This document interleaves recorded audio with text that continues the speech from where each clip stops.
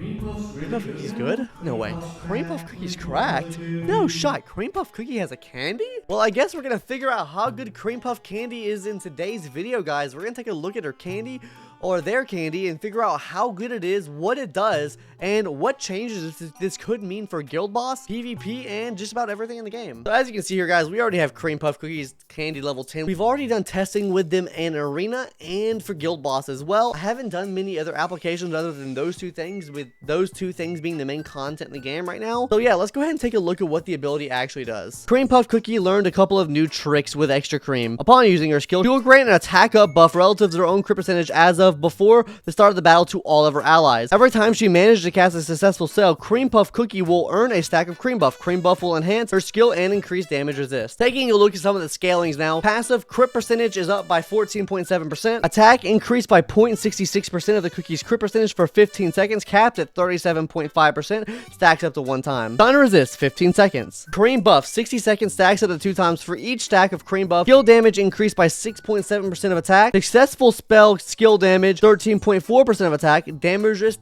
18.5%. So guys, already Cream Puff seems really good for like first burst teams. So I think you'll start seeing more scam comps with Cream Puff in it because she provides extra attack for the whole team based off of Cream Puff's own crit percentage. So if you guys have a 48% crit percentage chance on Cream Puff Cookie, that means you'll be hitting that max buff of 37.5%, and that's going to apply to all the cookies on the team as well. But the greatness doesn't stop there, because Cream Puff's also going to be more self-sustaining now because of the huge heals they'll be able to do with their ability now, just because of the increased damage they do. Increasing that attack also increases the amount of healing they do as well. And on top of that, they can get 2 stacks of this cream buff, which in turn can get you around 36-37% extra damage risk for Cream Puff Cookie themselves. But did I mention they also have a level 10 ability as well that they didn't mention in the patch notes, as I told you guys? Crit damage increases crit damage by 0.30% of the cookie's crit percentage for 15 seconds, capped at 25%, stacks up to 1 time. Guys, this is super good because this will allow you to hit more damage on enemies, and on top of that, this is also going to allow you to hit a huge crit heals with Cream Puff Cookie, meaning this could be pretty good for Avatar, and meaning this could also be good for the Living Abyss as well. So as far as what we're running on Cream Puff Cookie, we're going to be running full crit jellies with a focus on crit percentage,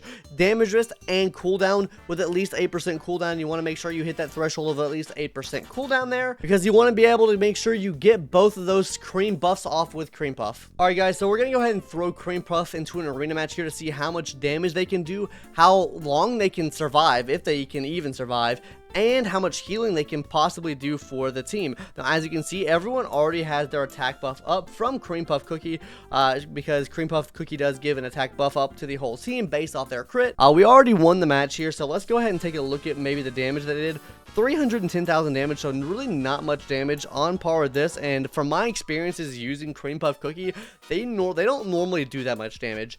It's mainly the healing that they do. As you can see here, 2.3 million healing done for Cream Puff Cookie. Absolutely insane, and that's just really good. That's a huge amount of healing. Honestly, sometimes we'll out heal PV Cookie, which is absolutely insane and really good. Now for the Living Abyss, there is a team that can be used to hit really high damage on the Abyss boss.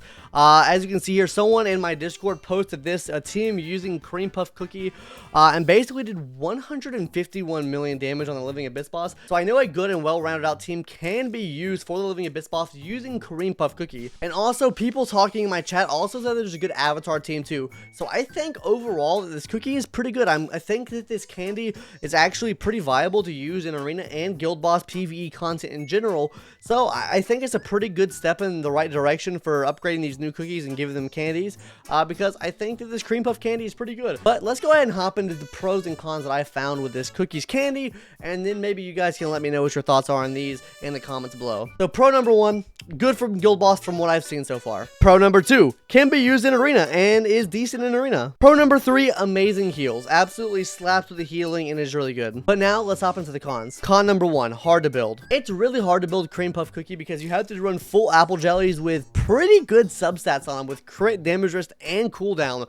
rolls on those, and that's just kind of hard to build in general. And on top of that, the teams you have to run to actually use cream puff can actually be pretty hard to use as well. On number 2, relies on crit. This cookie relies solely on crit. You do get stat buffs and everything like that based off of crit, so of course the higher your crit is, the more stat buffs you get, but everything does rely on crit, which also means you're going to be relying on RNG as well, which doesn't look too good because RNG we've seen in the past doesn't work that well with other cookies. Candy Diver, Profit Cookie. And number 3, the damage. The damage for cream puff just does not seem to be there. Now, I could have mistested something and didn't use the right team or something with it, but cream puff does not seem to be hitting much damage at all. Now, I think that the heals are really, really good and it kind of makes up for it, but overall, the damage is not there. I feel like there was a nerf to damage, maybe. I feel like cream puff used to do a lot more damage, but that could be me. I don't know. Anyways, guys, my overall thoughts. I think this cream puff candy is pretty good overall. I think it's pretty good. I think you should definitely level it up and definitely get to level 10. It is definitely worth a level 10 for that second ability and maybe even a level 30. Of course, we'll do more testing on that and figure out that more in the future when we find more applications for this cookie and candy.